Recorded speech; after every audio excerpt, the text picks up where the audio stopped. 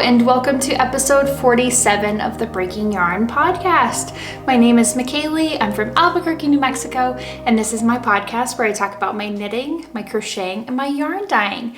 You can find me online at breakingyarn.com or anywhere on social media at Breaking Yarn. Today I have 3 finished objects, 1 whip, 1 future cast on, and 1 acquisition. First, let me show you my finished object. These are my Christmas socks, all finished. I knit these in my sock DK base in the dog house colorway, and I just followed the size medium DK vanilla socks pattern by the Crazy Sock Lady, except that I did a star toe because I'm kind of obsessed right now with star toes. So that's the only modification I made to the pattern itself. But I love how these turned out. They're so cute, and I will finally have Christmas socks to wear this year. So that's my first finished object. My second finished object is my Sophie Scarf. Let's see if this will focus here. I don't know why. Oh, there we go. Here we go. So this is a pattern by Petite Knit, and I knit this actually for my daughter. I asked her if if you remember last episode, I wasn't sure if I wanted to knit this because I know I probably wouldn't wear it myself.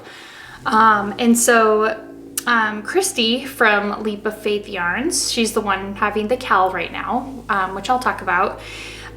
She had suggested, oh, what about making one for your daughter?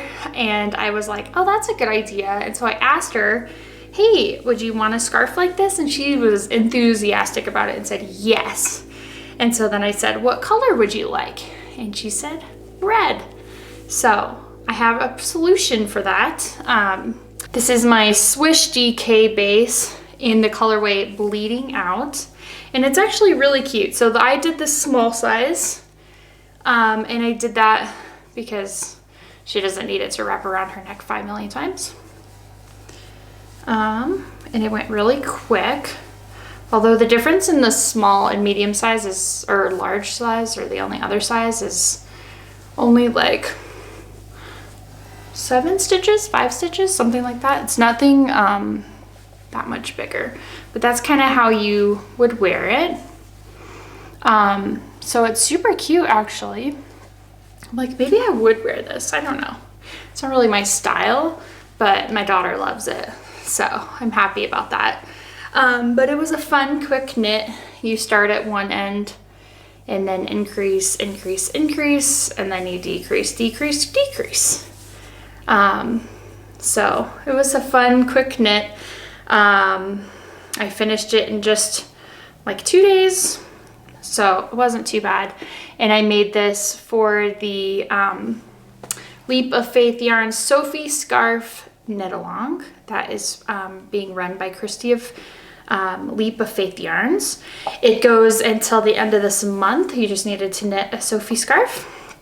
And I don't know if I mentioned this, but this is a pattern by Petite Knit. This is my first time knitting one of their patterns. So, and it was a lot of fun. Easy, super cute, and yeah, easy and cute. Would make a quick, good gift if you need to make something fast for someone. Since it uses DK yarn, it goes a lot quicker. And someone also had said, oh, you could just use worsted too. And I guess, you know, the more I thought about it, I was like, yeah, you're right. You can basically use like any weight you want. If you use fingering, it's going to take a lot longer and you would have to do a lot more increases. But if you did worsted and you did the same amount, it would just be bigger.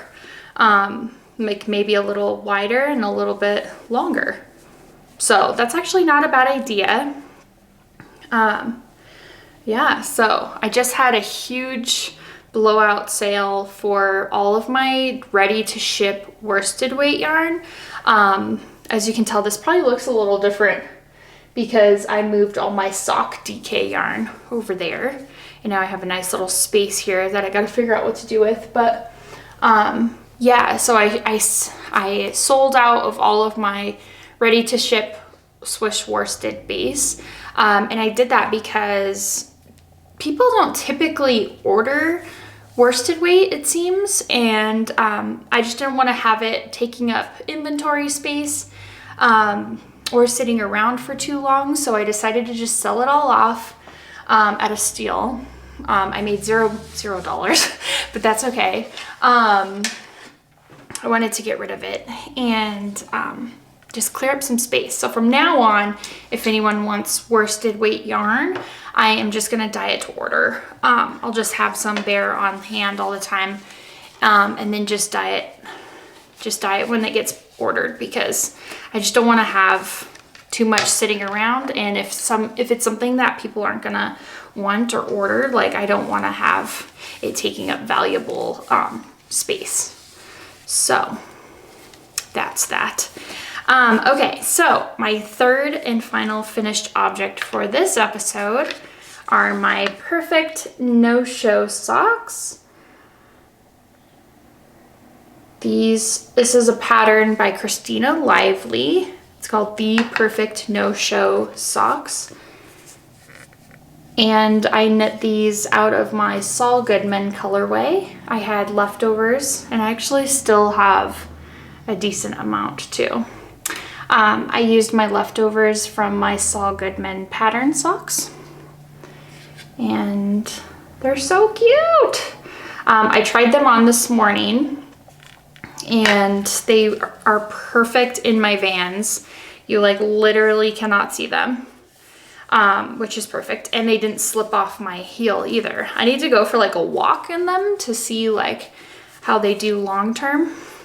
Cause even the like no-show commercial socks, like sometimes they slip down after a while, and not like right away, but after a while. So I need to put these to the test, but I plan to do that. So I had finished one a while ago, and then I just got around to finishing the second one. So I'm super excited about those, and I have a feeling that they won't be my last pair that I make. I have a lot of like skeins that are like almost full, or if I use them for socks or something else. See, like even my Holly White socks, like I use these on my Holly White socks and I still have a chunk left. Like I could easily get a pair or something out of that. So I might be making more no-show socks depending on how they wear. I'm gonna wear them first and see how it goes before I make that decision. Oh, I do have one more whip actually. I have 2 whips. Oopsies. This is in a bag, my Thanksgiving bag from Danielle of Midwest Stitches. And I have 2 tube socks as of right now.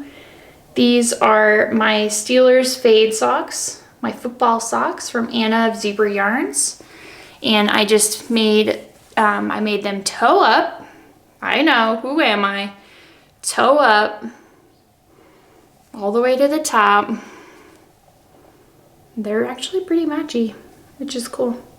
And it starts obviously in black and then goes through a yellow fade until it gets to white. And now I saved the white, the rest of the white sections so that I could put in heels into these socks. And I just haven't done that yet. I just finished casting them off on Thanksgiving. I think I finished them on Thanksgiving. I just need to put in the heels now. And I watched a tutorial from Jana of Purl Together. You know what I just noticed? I mean, I'm not gonna fix it. I was like, why do my toes look different? Like this toe looks more bumpy. I don't know if you could see that. it looks more bumpy, and this one is much more grafted toe. And I think I might have flipped it inside out at one point. Like after I cast it on or something, I may have flipped it. I may have flipped it inside out, or I didn't complete something on the tutorial or something. Oh my gosh, that is hilarious. I'm not going to fix it. No way. But that is kind of funny. Okay, so anyways, my football socks, the rules for these were that I only knit them during football games, like while I was watching the Steelers or other NFL games. But since my trip is coming up and I wanted to take these to wear to the game, I started working them at different times, because like on the off times when games weren't on, because I needed to get them done, and I still need to do the heels. But don't worry, I told Courtney and Anna of Zebra Yarns and Courtney Crochet. I let them know, because we're knitting them all together. And I let them know, like, I need to work on these like outside of football games because I need to get them done. And they were, of course, very supportive of that. So that's what happened. And what was I gonna say? Yeah, I don't know, but I'm gonna attempt putting in afterthought heels. That will be my first time doing it. I am a little nervous, but there are a lot of great tutorials out there on YouTube, so I should be able to follow one of those, I guess. My other whip is my Ravello sweater, and it's coming along really nicely. I actually finished all of the striping, and now I'm working on just the orange at the bottom. And this is a pattern by Isabel Kramer, and it's a very simple like raglan sweater. I started the sweater with the ribbing at the top. You're supposed to do that like afterwards and or not at all. But I was like looking at the directions and I was like, why can't I do it? Like, why can't I start with the ribbing and then do the setups? And I think it's fine. I don't know. Well, I just don't know why it wasn't like that in the pattern, but I mean, I'm not really a designer, right? I've never designed a knitting cardigan, a garment pattern. But I love the striping. I did 4 pink sections and then 4 of the orange sections with the variegated. And then I'm doing orange at the bottom. And I will probably do long sleeves on this. So the yarn is by Haute Bohème Fibers. Oops, that's not a card for it. I don't know what I did with the tags. It's by Haute Bohème Fibers. I'll put it on the screen. This pink one was called Magic. The variegated one is called Never Ending Story. And the orange is called Adversary. And I'm loving it. It's just straight stockinette now. Just knitting in the round. I have not even tried this on yet. I should probably take the time to do that, but I'm knitting the size extra large. I think that will be fine. I don't gauge swatch. So, oops, what's happening here? I don't gauge swatch, and because of that, I just kind of measure myself and then choose a larger size depending on the ease and go for it. And so far, it's worked okay. Anyways, so that's my other whip. I have one future cast on, which is, I wound this up a while ago actually for my trip, and I never did anything with it. My Walter White colorway in sock fingering. I will be working on a Walter White sock design soon. At least starting it. We'll see how it goes. Hopefully it goes easier than Marie went. Marie is almost done. I'm just putting in some final notes, pictures, things like that. I'll send it off to my tech editor, and then I'll put a testing call out as well. So if you want to test for that pattern, please go to my website, scroll all the way down to the bottom, and put your email in my newsletter. Or there's like a pop-up that shows up now where you can get 10% off your first order. So if you put your email in there, you'll get the coupon, and you'll be subscribed to my email newsletter, and you'll get the prompt for the test knit. So that's it for knitting. I do have one acquisition, which is my Zebra Yarns Advent. It starts on December 25th. I have not opened it. It's not even in this room. It is in a closet, waiting. I am going to be knitting the Twisted Staircase Socks by Craftnut Yarns. Heather was sweet enough to also donate a pattern, that pattern, for a prize for the Adventally Make Along that Leah Loves to Knit and I host. This will be our second time hosting it. And she is also donating a sock set for that out of her hand-dyed yarns. So thank you so much to Heather. That is so sweet of you.